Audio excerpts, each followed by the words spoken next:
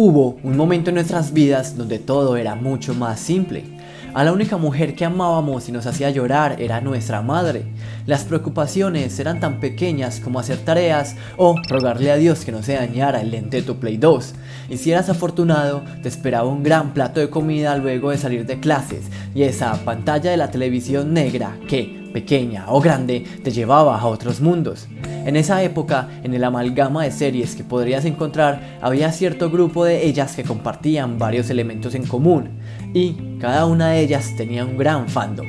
El primer punto en común de estas series era que su historia trataba de un héroe, el cual tal vez por acercarse a nuestra edad y carecer de más referentes, lo idolatrábamos, ya que, bueno, era eso o seguir al otro héroe que posiblemente conocías y amaba a tu abuela, exactamente, Jesucristo, pero ese no se transformaba en un alienígena con 4 brazos. Además, el otro aspecto en común de estas series era su marcado estilo artístico, el cual pretendía llevar el estilo de los cómics a la animación, con esas marcadas líneas negras en los bordes y ese 2D que se exprime al máximo para animar batallas épicas. Aunque si eres latino, tal vez los cómics fueron la cosa más alejada de tu realidad, y si tuviste uno, posiblemente ahora mismo trabajes en la empresa de tu papi o él te siga comprando cómics. En fin, a pesar de no tenerlos, sabíamos que existían, y eran el mundo de cientos de héroes que llegaban a nosotros gracias a otros productos como camisetas, películas, juguetes o cualquier producto que se le pueda vender a un niño. Aunque bueno,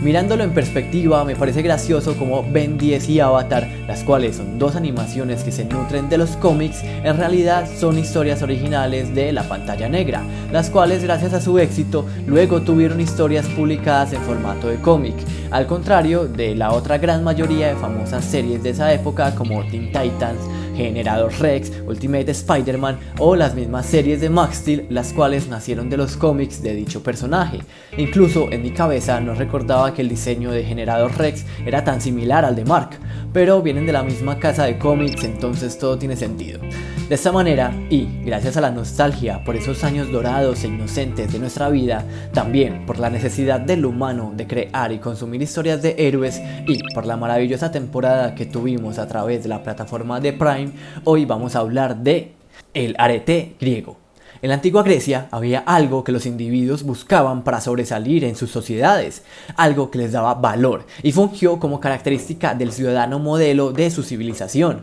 Esto se conocía como la arete, que se traduce como virtud y se refería a la excelencia o perfección de las personas y las cosas, promoviendo un ideal de dignidad y de honor. La arete es un concepto central en la ética griega que enfatiza la importancia de las virtudes en la vida moral, siendo fundamental para el desarrollo del carácter de cada uno, y es que se busca que el hombre llegara a la excelencia a través del cultivo de virtudes como la valentía, la moderación y la justicia, con el fin que cada uno estuviera capacitado para pensar, para hablar y para orar con éxito.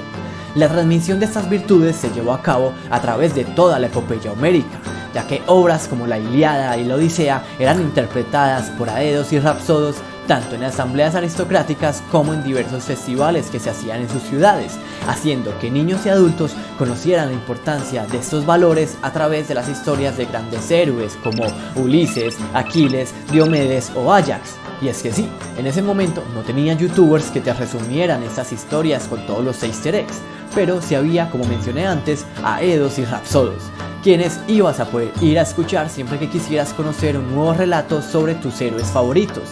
ya que los aedos eran quienes componían la mayoría de esas historias. De hecho, se dice que Homero pudo haber sido un aedo o un grupo de los mismos los cuales interpretaban esas historias bajo un mismo nombre. En fin, tanto los aedos como los rapsodos lo que se hacían era interpretar esas historias en forma de versos, algunas veces acompañados con la lira, otras con golpes que hacían con su bastón para marcar el ritmo y así sumergir a sus espectadores en los relatos que compartían, los cuales podrían variar en detalles, reflexiones o incluso historias, ya que cada uno intentaba darle su toque, algo así como si hicieran un fanfic de sus personajes favoritos, pero con todo el respeto que se merecían, ya que estas historias, además de entretener, estaban creadas para educar a la población griega, ya que cada individuo era un héroe distinto, a su manera. Pues si eras un soldado, el arete que buscabas se centraba en tener un buen estado físico y una gran destreza en la batalla, pero no por eso debías olvidar el cultivar tu pensamiento para ser racional y estratega.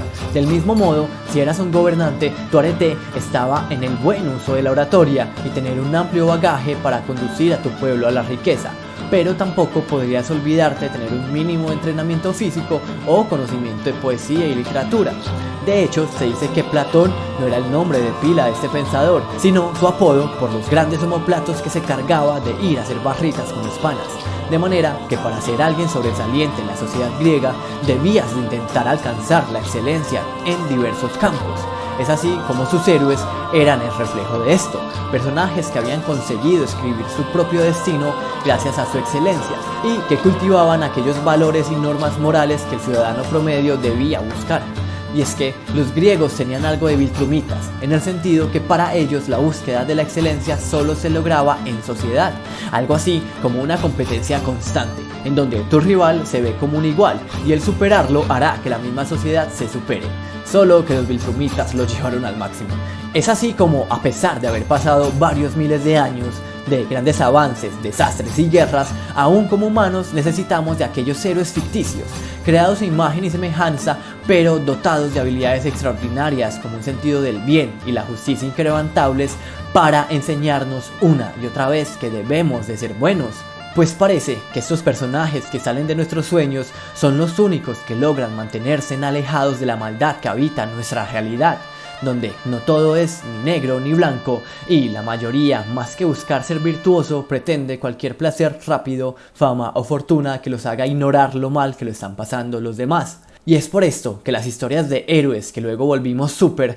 no van a finalizar nunca y posiblemente solo se transformen y se reinventen según las necesidades de las poblaciones que las consuman. Por eso vemos como en tiempos actuales adaptaciones como The Voice e Invencible rompen internet con cada temporada, y es que las mismas nos ofrecen verdaderas épicas modernas donde la moral, la brutalidad y la justicia son examinadas a lupa, y al mismo tiempo en el caso de The Voice se critica profundamente la cultura occidental, haciendo que su humilde servidor se pregunte si ahora más que nunca como individuos debemos de adoptar aquellas virtudes de los héroes de esas historias para fortalecernos, hallar la excelencia individual y salir a las calles a dominar el mundo. Bueno, obviamente no, pero sí salir a las calles para hacer de este un mundo mejor, o al menos para aquellos que nos rodean.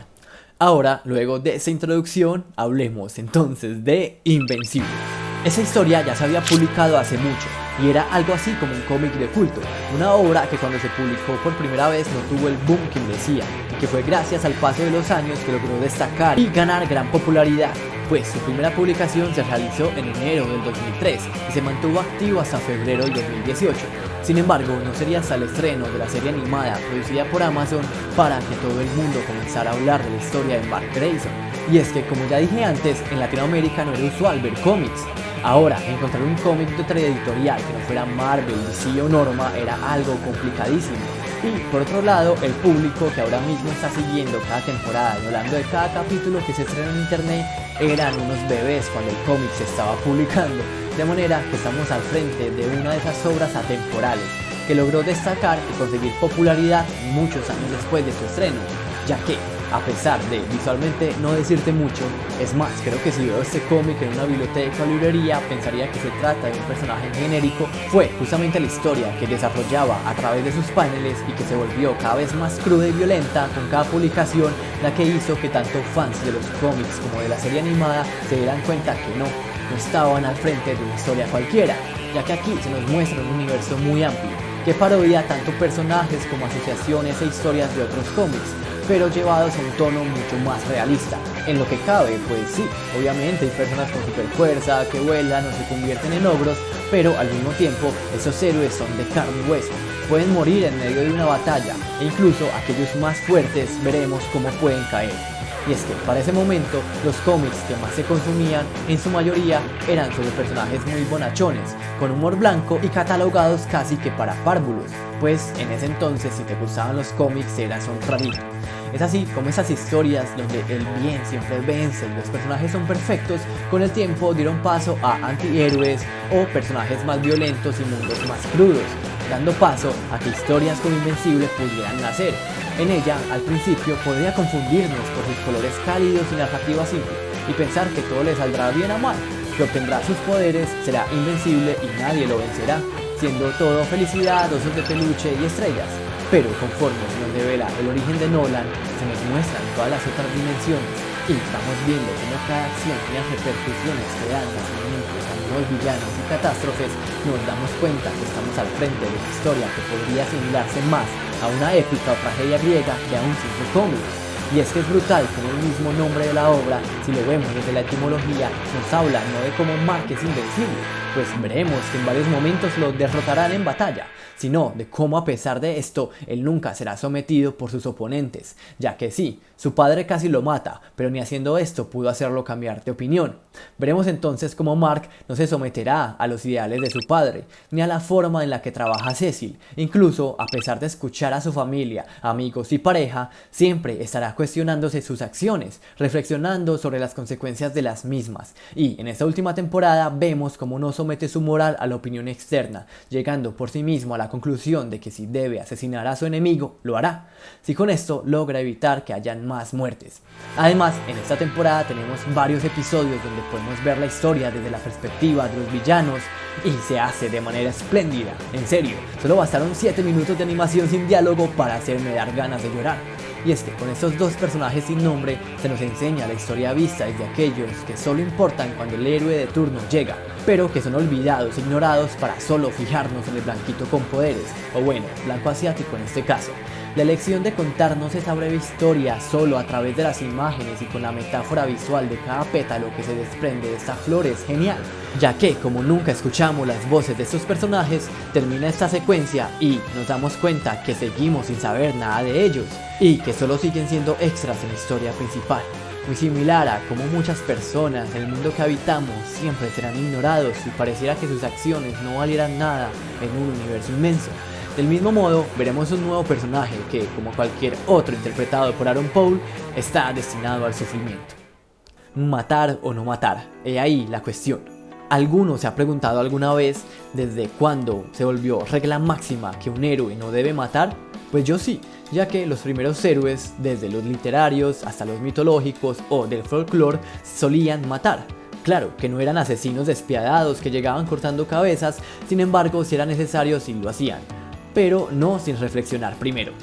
Por ejemplo, en la literatura de Homero podemos ver cómo Ulises asesina a los pretendientes de Beatriz, pero lo planea detenidamente. La violencia está pensada y se justifica por la traición a su hogar y a su esposa. Asimismo, podremos ver cómo Aquiles duda sobre haber matado a Héctor al ver el dolor de Príamo, haciendo que este mismo reflexione sobre la violencia implementada. Por otro lado, en muchas culturas antiguas, como en el Mahabharata de la India o en la misma Biblia, los héroes mataban como parte de su misión divina o moral, pero también enfrentaban dilemas éticos por hacerlo. Podríamos decir que en este momento entonces no había una norma estricta de no matar, pero sí una tendencia creciente a justificar o cuestionar el mismo acto. Fue en la Edad Media y el Renacimiento, con la llegada del héroe caballeresco cristiano, que se comienza a ver claramente que el héroe ideal evita matar cuando puede. En las novelas de caballería, como las de Amadís de Gaula, el caballero lucha por el bien, pero se espera que muestre misericordia, solo mata si no tiene otra opción. La figura del caballero misericordioso es fuerte en esta época, alguien valiente sí, pero también compasivo y justo. Ahora, podríamos decir que es del siglo XVIII al XIX donde podremos ver un héroe mucho más introspectivo y moralmente complejo, y es que es aquí donde el asesinato se comienza a ver como un acto profundamente traumático, incluso cuando el protagonista lo comete por una causa mayor. Así conocemos personajes como Raskolnikov en Crimen y Castigo, que mata pero luego se desmorona emocional y moralmente. No sabría decir si tal vez pasar por un par de guerras y ver los estragos y las consecuencias del genocidio, o si tal vez ver la creación de armas nucleares y nuevamente sus consecuencias fue lo que hizo que como especie reflexionáramos sobre el valor de la vida. Y ya para el siglo XX aparece con fuerza la idea de que el verdadero héroe no mata.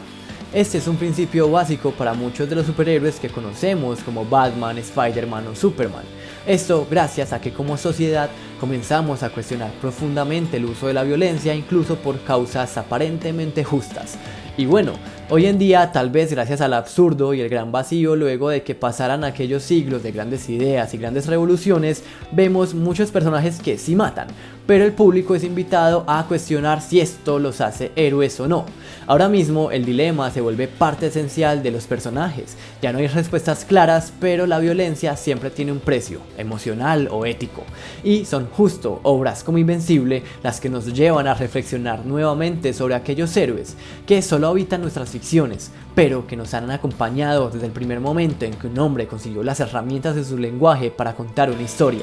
Sin más, te invito a que te embarques en esta épica, acompañando a un personaje que va por ahí con licras azules y que ahora, luego de 3 temporadas, al fin sacó huevos y con esto nos dejó traumados. En fin, te habla del One, esto fue nuevamente Hablemos de y hasta luego. Invencible es mejor que Boyaco Man y la Esmeralda Sagrada.